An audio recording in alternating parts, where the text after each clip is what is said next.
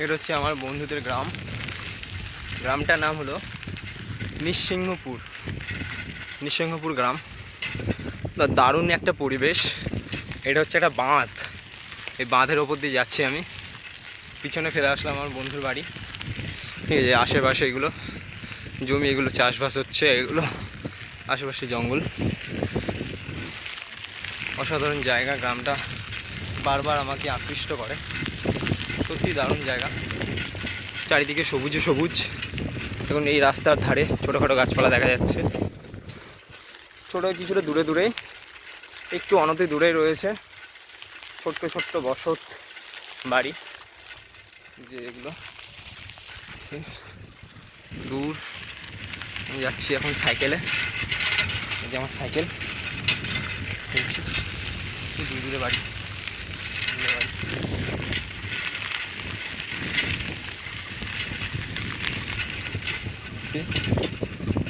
রয়েছে দারুণ জায়গা, দারুণ দারুণ।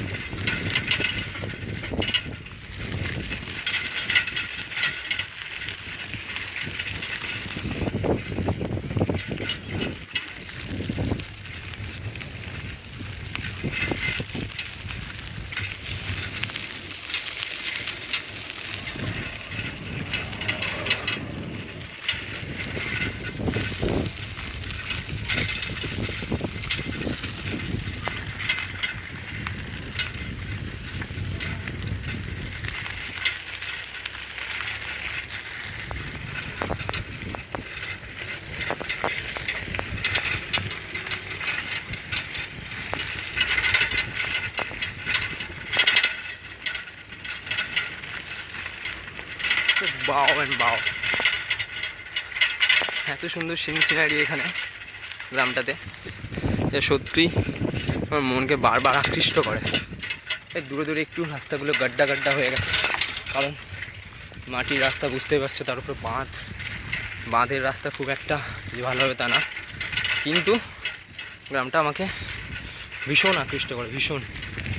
অনেকটা দূর রাস্তা। আমি যদিও ওর বাড়ির রাস্তা অনেকটা পিছনে ফেলে এসেছি, যাচ্ছি আমি। এটা হচ্ছে মোরাম রাস্তা।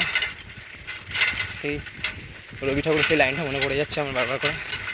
গ্রাম ছাড়া ওই রাঙা মাটির পথ আমার মনে ভোলাই রে। গ্রাম ছাড়া ওই রাঙা মাটির পথ আমার মনে ভোলাই রে। গ্রাম ছাড়া ওই রাঙা মাটির পথ আমার মনে ভোলাই রে। আমি কার পানে মন হাতে বাড়িয়ে লুটাই যায় রে মনে ভোলাই রে। গ্রাম ছাড়া ওই রাঙা